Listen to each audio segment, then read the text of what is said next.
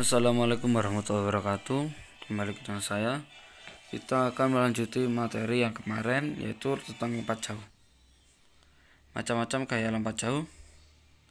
Menurut Departemen Pendidikan dan Kebudayaan Direktorat Jenderal Pendidikan Dasar dan Menengah, terdapat 3 macam gaya dalam lompat jauh, di antara lain gaya jongkok, gaya mengambang, gaya jongkok atau gaya mengambang.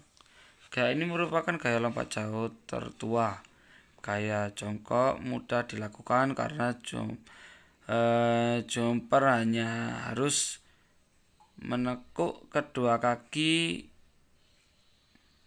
mirip seperti posisi jongkok ketika melayang di udara. Gaya berjalan di udara. Bila gaya jongkok adalah gaya lompat jauh tertua, gaya berjalan di udara atau walking in the air adalah gaya terpopuler para pelompat jauh profesional. Karena gaya ini sangat efektif untuk menghasilkan lompat terjauh dibandingkan gaya lainnya. Teknik lompat jauh berjalan di udara dimulai dari start kaki tumpu melakukan tolakan atau loncatan.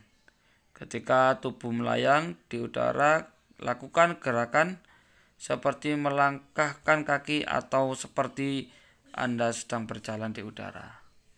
Itu adalah gaya berjalan di udara. Lanjut, gaya menggantung. Teknik lompatan jauh menggantung adalah teknik di mana ketika tubuh melayang, posisi badan dibusurkan ke depan, kedua tangan diangkat ke atas dengan kedua kaki ditekuk ke belakang. Hal ini untuk membuat tubuh selama mungkin berada di udara. Sistem dan peraturan lompat jauh.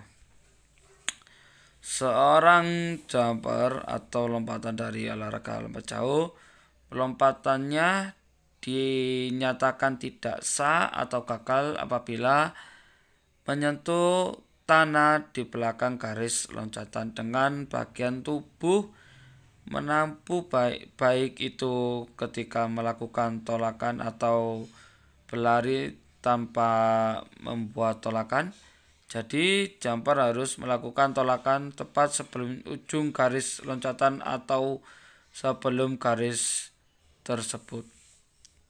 Ketika melakukan pendaratan, pelompat menyentuh bagian lain di luar area pendaratan. Mendarat dengan gerakan salto, itu yang akan didiskualifikasi atau gagal untuk melompat. Lanjut, ukuran lapangan lompat jauh. Lintasan lari atau awalan. Panjang lintasan start yang digunakan jumper untuk melakukan ancang-ancang minimal sekitar 40 meter atau 130 kaki dengan lebar 1,2 m sampai 1,25 m. Di samping kanan dan kiri lintasan kemudian diberi garis putih selebar 5 cm. Papan tolakan. Papan tolakan berbentuk segi empat, terbuat dari kayu atau bahan lain yang sesuai dan dicat warna putih. Papan tolakan ditanam tak kurang dari 1 meter dari dekat tempat pendaratan. Jejak papan tolakan dengan sisi tajam jauh dari tempat pendaratan minimal 10 meter. Ukuran papan tolakan. Panjang 1,2 sampai 1,22 m. Lebar 1,9 sampai 2,2 dm. Tebal 1, dm. Papan tolakan ditanam di tanah dan Bagian tanahnya rata dengan tanah lintasan. Di belakang garis tolakan atau loncatan tersebut kemudian dipasang papan plastisin atau bahan lainnya yang akan membuat tanah atau tanda apabila jumper meloncat melewati garis loncatan. Tempat pendaratan. Lebar dari tempat pendaratan lompat jauh minimal 2,175 meter.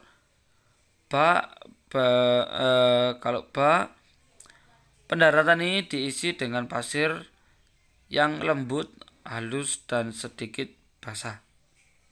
Dan juga permukaan harus rata dengan permukaan garis loncatan. Sebelum saya akhiri, mohon maaf ada salah kata atau penulisan. Wassalamualaikum warahmatullahi wabarakatuh.